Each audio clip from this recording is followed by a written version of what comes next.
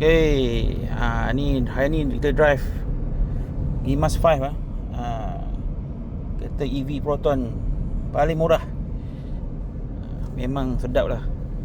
Okay, ni interior cream putih. Dia ada warna hitam. So kalau bila kita bawa drive santai, memang betul-betul senyap lah kita ni. EV car.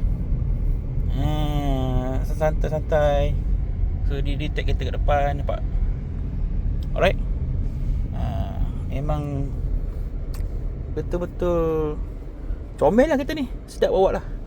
Dia punya handling pun sedap. So this is the POV driving the Emas 5 Premium full spec. Okay, mana yang berminat boleh contact abang 014-509-6070. Okay, tekan link di bio for appointment. Bye bye.